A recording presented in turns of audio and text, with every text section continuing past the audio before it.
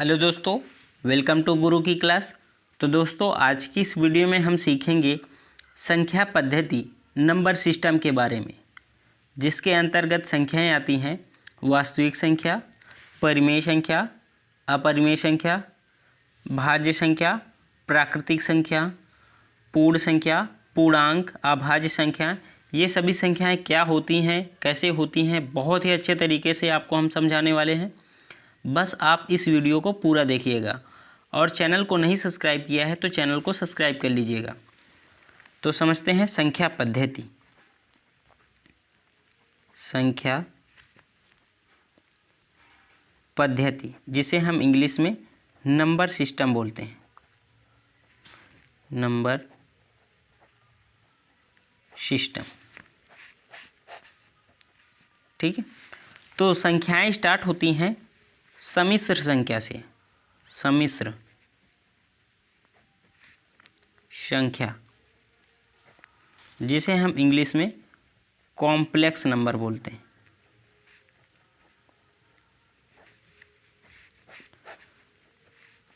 सम्मिश्र संख्या जो है कि a प्लस आई बी के फॉर्म में होती है। यहाँ पे लिख लेते हैं a प्लस आई बी। ये a जो है कि ये तो वास्तविक संख्या है और आई बी जो है कि ये काल्पनिक संख्या है, इमेजिन नंबर है। तो सम्मिश्र संख्या जो है कि वास्तविक संख्या और काल्पनिक संख्या के फॉर्म में होती है। तो सम्मिश्र संख्या को हम दो प्रकार से विभाजित करते हैं।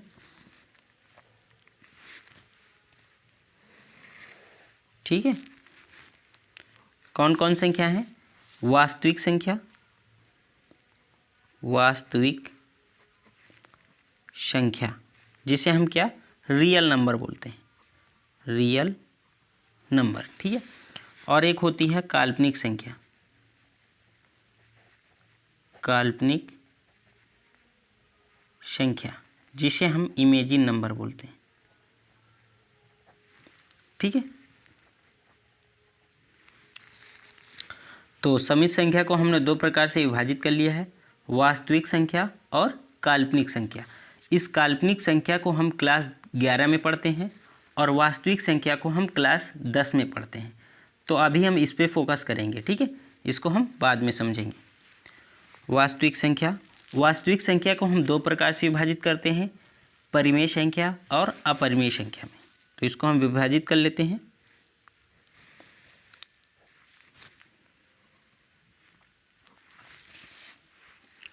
परिमेय संख्या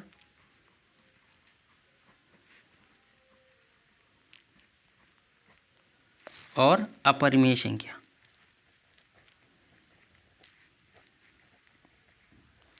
इसको हम इंग्लिश में अपरिमेय संख्या को इरेशनल नंबर बोलते हैं।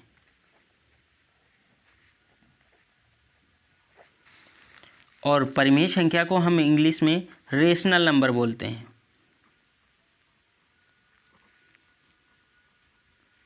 ठीक है, तो परिमेय संख्या और अपरिमेय संख्या को हम बहुत ही अच्छे तरीके से समझने वाले हैं। इससे पहले हम प्राकृतिक संख्या, पूर्ण संख्या, अभाज्य संख्या, भाज्य संख्या, इसके बारे में समझ लेते हैं। इन दोनों को हम लास्ट में बहुत ही अच्छे तरीके से समझेंगे, ठीक है। तो परिमेय संख्या के अंतर्गत संख्याएं आती हैं प्राकृतिक संख्या, जिसे हम इंग्लिश में नेचुरल नंबर बोलते हैं, ठीक है। अब प्राकृतिक संख्या क्या होती है, यहाँ पे समझिए। वो संख्या जो 1 से स्टार्ट होती है और अनंत तक होती है। प्राकृतिक संख्या जो है कि जिसे हम प्राकृत संख्या भी बोलते हैं, ठीक है। प्राकृतिक संख्या 1 से स्टार्ट होती है और अनंत तक होती है। जैसे इसको हम n से प्रदर्शित करते हैं, तो यहाँ पे n बराबर लिख देते हैं, ठीक है। 1 2 3 और 4 5 6 7, ठीक है। कोई भी लिखते जाएं अनंत तक, यहाँ डॉट डॉट अनंत तक। मतलब 1 से स्टार्ट होती है, 1 2 3 4 5 6 7 50 60 100 कितना भी हो, अनंत तक जाएगी, मतलब जहाँ तक गिनती होगी, ठीक है। प्राकृतिक संख्या क्या होती है, फिर से 1 से अनंत तक होती है, ठीक है। अब दूसरे संख्या देखते हैं। दूसरी संख्या पूर्ण संख्या के बारे में समझते हैं। पूर्ण संख्या जिसे हम होल नंबर बोलते हैं, होल नंबर। अब पूर्ण संख्या क्या होती है? पूर्ण संख्या सेम प्राकृतिक संख्या के जैसे हैं, बस इसमें आपको जीरो लगा देना है। यहाँ पे आपको जीरो से काउंट करना है, उसमें हमने एक से काउंट किया अनंत तक, इसमें हम कहाँ से जीरो से काउंट करेंगे। पूर्ण संख्या वो संख्या जो जीरो से स्टार्ट होती है और अनंत तक जाती है। 0 1 2 3 4 5 6 7 8 9 10 11 हज़ार 2000 लाख 10 लाख जीरो अनंत तक। ठीक है, तो मतलब जीरो, ये इसको हम किससे प्रदर्शित करते हैं ये भी समझ लीजिए। पूर्ण संख्या को हम W से प्रदर्शित करते हैं, तो W बराबर लिख देंगे 0 1 2 3 4 5 6 7 8 9 10 11 11 डॉट डॉट डॉट अनंत तक। ठीक है, तो पूर्ण संख्या क्या हुई? जीरो से स्टार्ट होती है और अनंत तक होती है। प्राकृतिक संख्या एक से स्टार्ट होती है और अनंत तक होती है। देखो, प्राकृतिक संख्या और पूर्ण संख्या में जीरो बस का डिफरेंस है, बस जीरो, बाकी सेम है। ठीक है, तो कभी क्वेश्चन पूछता है कि क्या पूर्ण संख्या में प्राकृतिक संख्या है कि नहीं? हाँ देखो, पूर्ण संख्या में प्राकृतिक संख्या है, सेम पूरे प्राकृतिक संख्या यहाँ पे लिखी हुई है, बस जीरो का अंतर है। तो कभी क्वेश्चन पूछता है क्या सभी प्राकृतिक संख्या पूर्ण संख्या में होती हैं? हाँ होती हैं, देखो होती है ना, सभी प्राकृतिक संख्या पूर्ण संख्या में है। तो ये भी क्वेश्चन आता है। ठीक है, आपको यहाँ पे क्लियर कर लेना है डाउट। अब दूसरी संख्या हम पूर्णांक के बारे में समझते हैं। पूर्णांक, पूर्णांक के इंग्लिश में क्या बोलते हैं? इंटीजर। इंटीजर। अब देखो, पूर्णांक के अंतर्गत क्या क्या आता है?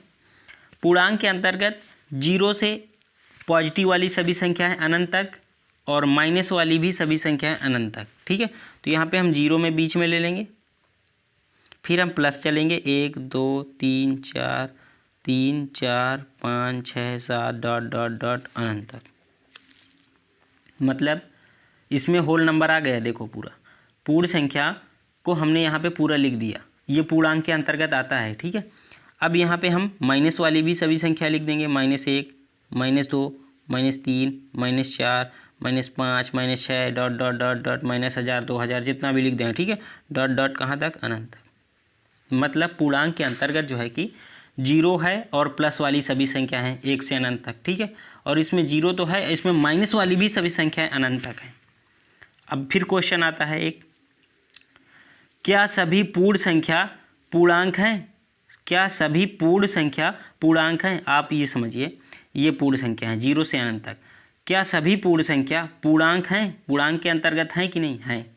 देखो, इसको उठा के देखो, यहाँ से स्टार्ट है, यहाँ से ये 0 से अनंत तक, ये 0 से अनंत तक, सभी पूर्ण संख्या पूर्णांक के अंतर्गत हैं, है ना? तो ये क्वेश्चन पूछता है। ठीक है, अब एक क्वेश्चन पूछता है, क्या सभी प्राकृतिक संख्या पूर्णांक है? हाँ देखो, 1 से अनंत तक, यहाँ 1 से अनंत तक, सभी प्राकृतिक संख्या पूर्णांक के अंतर्गत है, ये क्वेश्चन पूछता है। ठीक है, तो आपको प्राकृतिक संख्या, पूर्ण संख्या और पूर्णांक के बारे में अच्छे से कंसेप्ट क्लियर हुआ। अब हम भाज्य संख्या के बारे में समझते हैं। यहाँ पे लिखते हैं भाज्य संख्या। भाज्य संख्या जिसे हम इंग्लिश में कंपोजिट नंबर बोलते हैं।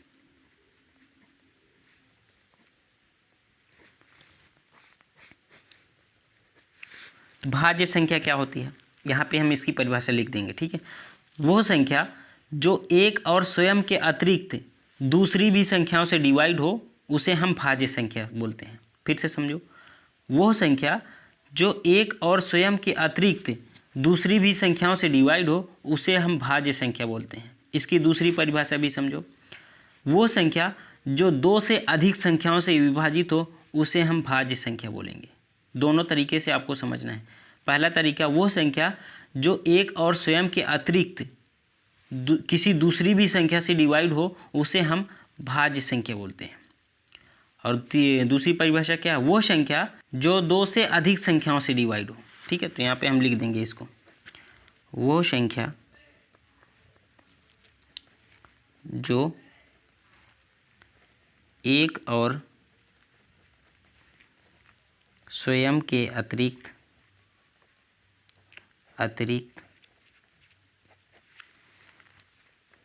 किसी दूसरी संख्याओं से भी विभाजित हो। ठीक है, हमने यहाँ बोला एक और स्वयं, जैसे हम 4 को ले रहे हैं तो 4 किससे है, 1 और 4 से और 2 से, मतलब 2 से अधिक संख्याएं हो गई, 1 से हो गया, 4 किससे, अभी हम समझाएंगे ये चीज़। ठीक है, तो यहाँ पे पहले हम लिख देते हैं एग्जाम्पल, भाज्य संख्या का एग्जाम्पल। ठीक है, इसको हम समझाएंगे अभी।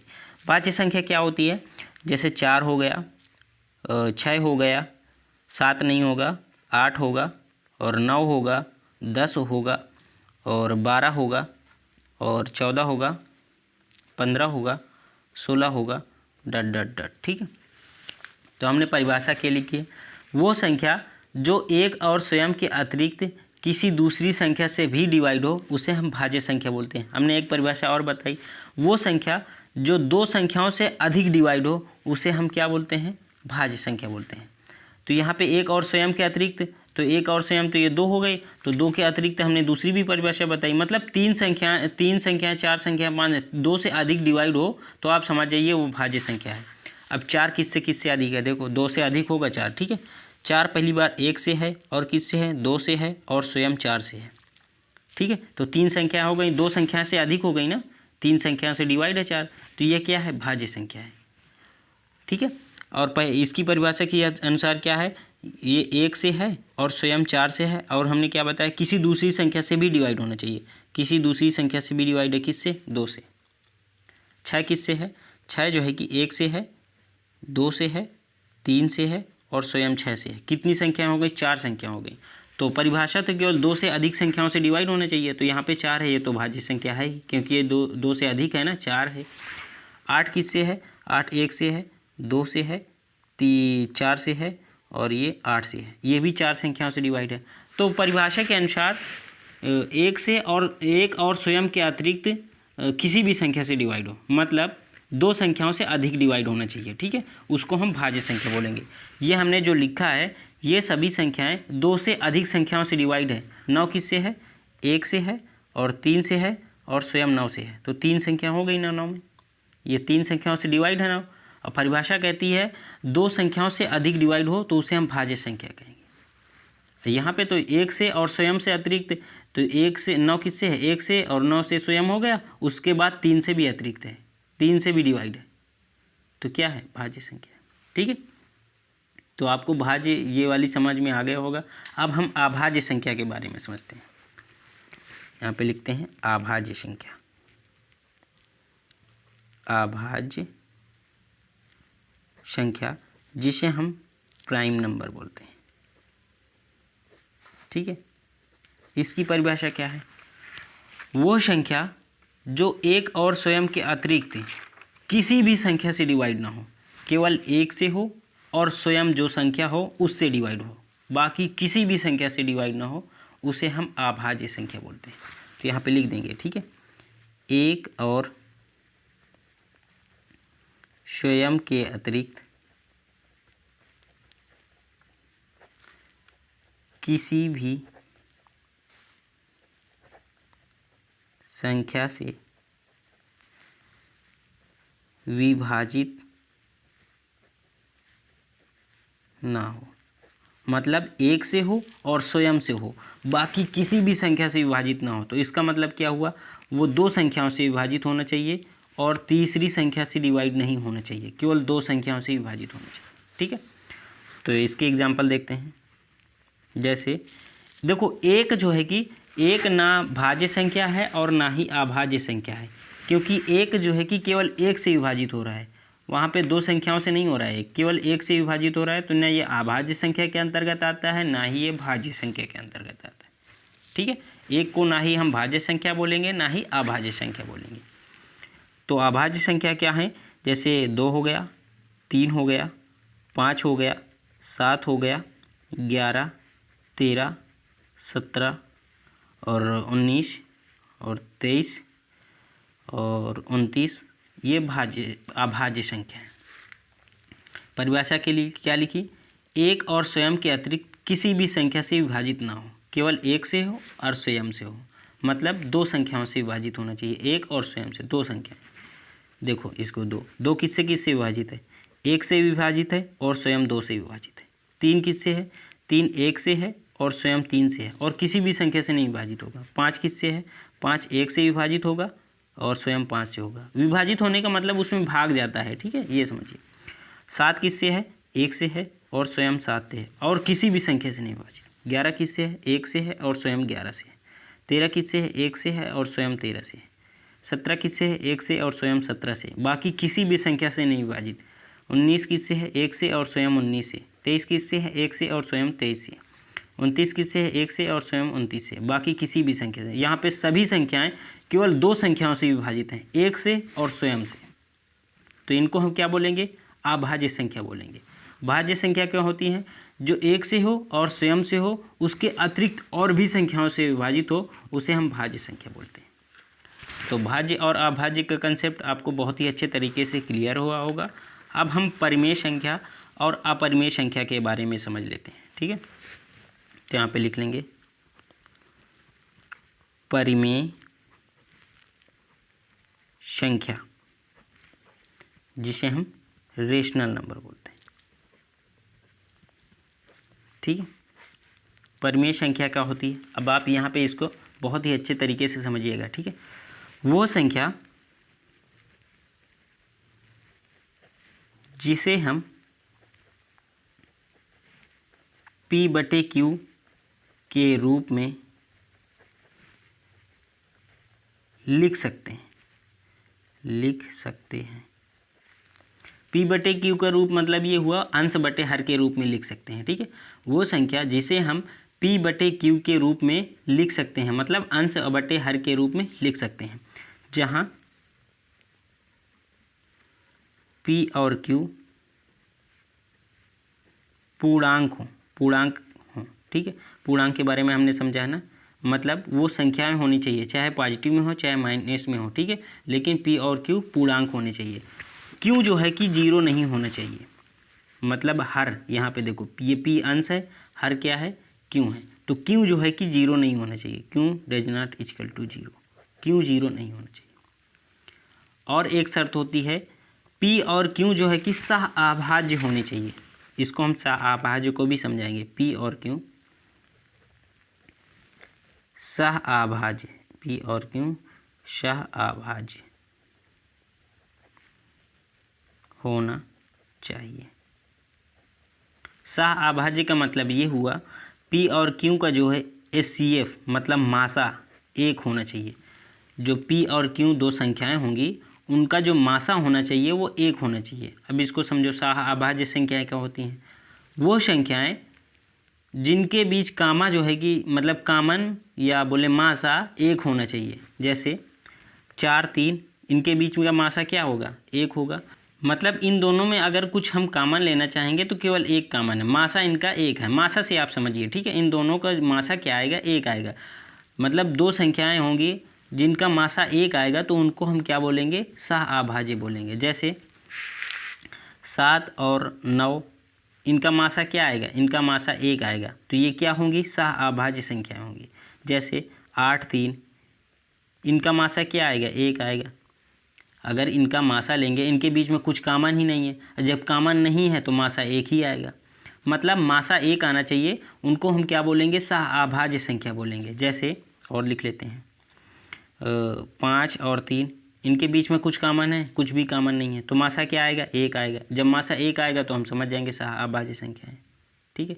तो सह अभाज्य संख्या का मतलब सीधा सा आपको समझना है, उनका जो मासा होना चाहिए वो एक होना चाहिए। अगर यहाँ पे 6 और 8 लिख दिए, ये सह अभाज्य संख्या है? नहीं है, क्योंकि दोनों का जब मासा लेंगे तो यहाँ पे मासा 2 आ जाएगा, और जब मासा 2 आ जाएगा तो वहीं पे हम समझ जाएंगे सह अभाज्य संख्या नहीं है, ठीक है।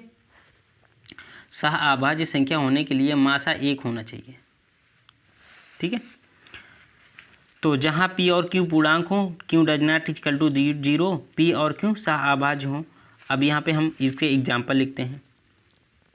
जैसे 4/5, ये तो परिमेय संख्या है, क्योंकि P और Q पूर्णांक हैं और ये P/Q के रूप में भी है। यहाँ पे Q 0 भी नहीं है। अब 4 और 5 का मासा क्या है? एक है। आपको ये पूरी शर्त याद रखना है, ठीक है, तभी आपको बताना है।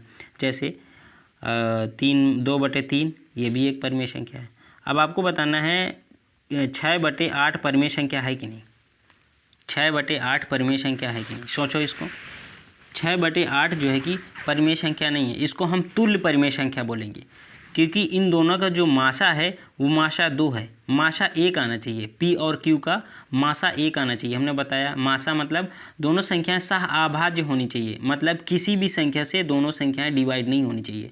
ये भी 6 भी 2 से डिवाइड है और 8 भी 2 से डिवाइड है, क्योंकि इन दोनों के बीच कॉमन क्या है 2। जब दोनों दो कॉमन है तो वो संख्या दोनों से डिवाइड होगी, मतलब 2 से दोनों संख्याएं डिवाइड हैं यहाँ पे, क्योंकि 2 कॉमन है।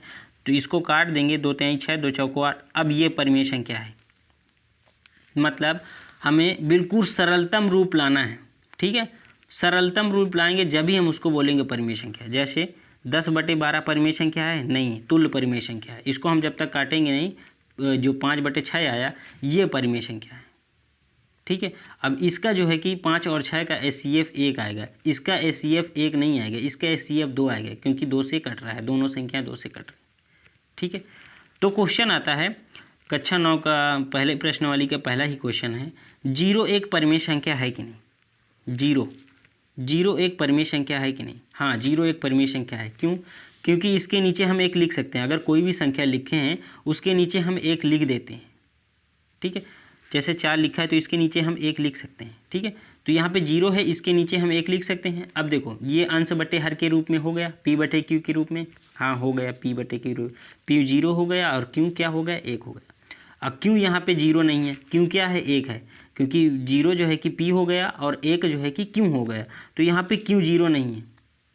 अब इन दोनों का HCF देखो, मासा देखो, दोनों सहअभाज्य हैं कि नहीं। हाँ दोनों सहअभाज्य हैं, क्योंकि दोनों का जो मासा है वो 1 है, ठीक है। तो हम क्या बोलेंगे, ये 0 एक परिमेय संख्या है। 0 एक परिमेय संख्या है, आपको याद रखना है, कक्षा 9 का पहला ही क्वेश्चन है। 0 एक परिमेय संख्या, इसे हमने P/Q के रूप में लिख दिया। यहाँ पे Q जो है कि 0 भी नहीं है, ठीक है। तो अब हम अपरिमेय संख्या के बारे में समझते हैं। परिमेय संख्या के बारे में तो हमने बहुत ही अच्छे तरीके से समझ लिया है। ये सभी शर्तें आप याद रखना, आपको कोई भी कन्फ्यूजन नहीं होने वाली परिमेय संख्या के बारे में, ठीक है। तो अपरिमेय संख्या, अपरिमेय संख्या जिसे हम इरेशनल नंबर बोलते हैं।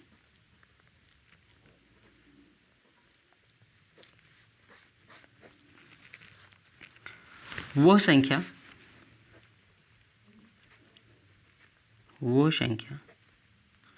जिसे हम P/Q के रूप में नहीं लिख सकते, नहीं लिख सकते, जहाँ P और Q जो है कि पूर्णांक है। यहाँ पे लिख देंगे जहाँ P और Q पूर्णांक, Q does not equal to 0, Q 0 नहीं होना चाहिए। सबसे पहले अब हम क्या समझें, अपरिमेय संख्या में जो है कि P/Q के रूप में हम नहीं लिख सकते, और P और Q जो है कि वो पूर्णांक होना चाहिए, जैसे उसमें था परिमेय संख्या में, वहाँ पे भी P और Q पूर्णांक था, Q 0 नहीं होना चाहिए, यहाँ पे भी Q नहीं 0 होना चाहिए, बशर्ते हम उसको P/Q के रूप में नहीं लिख सकते, ठीक है। तो अपरिमेय संख्या सीधा सा आपको समझना है, जो रूट वाली संख्या होती हैं, जैसे यहाँ पे √2 है, ठीक है।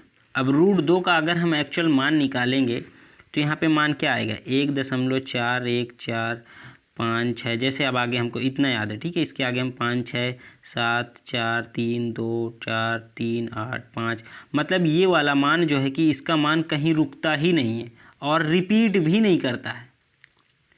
आपको याद रखना है, कोई भी अगर अभाज्य संख्या रूट में है तो उसका मान जो है कि दशमलव वाला मान वो कहीं रुकेगा ही नहीं, और जब कहीं रुकेगा भी नहीं, रिपीट भी नहीं होगा, तो उसको आपको समझना है वो अपरिमेय संख्या है, ठीक है। अब जैसे √3 है, √3 का मान क्या होता है, 1.732, और इसके आगे और भी मान होता है 4 5 6 7 जो भी हो, लेकिन रिपीट नहीं करता, उसको हम क्या बोलेंगे, जब रिपीट नहीं करता और रुकता भी नहीं है, कहीं पे स्टॉप भी नहीं लेता, तो उसको हम क्या बोलेंगे, अपरिमेय संख्या, जैसे √3।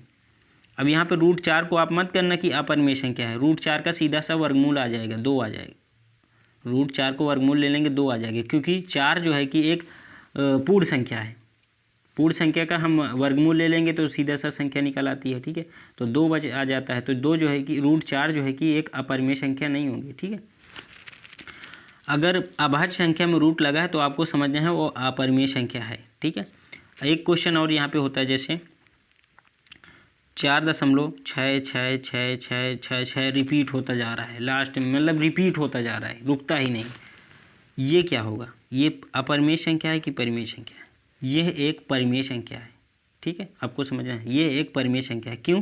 क्योंकि इसको हम अंश बटे हर के रूप में लिख सकते हैं। तो 4 को हमने पहले बाहर कर दिया, यहाँ पे प्लस लगाया, अब यहाँ पे दशमलव लगा कि 6 कितना है, 6 रिपीट होता जा रहा है, तो इसको हम 6/9 कर देंगे। दशमलव हटाएंगे 6/9 कर देंगे। तो इसको हमने अंश बटे, जब रिपीट हो रही है संख्या तो उसको हम अंश बटे हर के रूप में लिख सकते हैं। जब रिपीट नहीं हो रही हैं और रुक भी नहीं रही हैं तो वो अभाज्य संख्या होंगी, ठीक, अपरिमेय संख्या होंगी।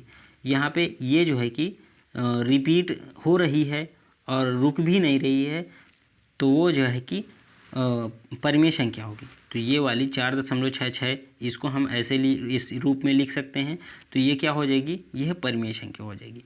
सिंपल से आपको अपरिमेय संख्या में हमने क्या समझाया, वो संख्याएं जिनका अभाज्य संख्या है, जिनका वर्गमूल हो, जैसे अभाज्य संख्याएं यहाँ पे लिख दें अभाज्य संख्या, और इनका हम रूट ले लेंगे तो ये अपरिमेय संख्या होगी। अभाज्य संख्या के बारे में हमने यहाँ पे समझाया वो, ठीक है। अभाज्य संख्या का अगर वर्गमूल है तो आपको सिंपल से समझना है वो अपरिमेय संख्या होगी। या कोई दशमलव में मान लिखा हुआ है, जैसे 1.4 3 2 5 6 7 8 फिर 3 4 5, लेकिन यहाँ पे रिपीट नहीं कर रहा है, ठीक है। रिपीट नहीं कर रहा है और रुक भी नहीं रहा है, तो उसको हम क्या बोलेंगे? अपरिमेय संख्या। और जो रूट में अभाज्य संख्या होती हैं उसका मान जो है कि दशमलव में रिपीट भी नहीं करता और रुकता भी नहीं है, इसीलिए हम उसको अपरिमेय संख्या बोलते हैं, ठीक है। तो अपरिमेय और अभाज्य, अपरिमेय काफ़ी संख्याओं के बारे में हमने बहुत ही अच्छे तरीके से आपको समझाया है। आई होप आपको ये डाउट बहुत ही अच्छे तरीके से क्लियर हो गया होगा। तो वीडियो कैसी लगी कमेंट करके ज़रूर बताइएगा, और चैनल को नहीं सब्सक्राइब किया है तो चैनल को सब्सक्राइब कर लीजिएगा। Thank you.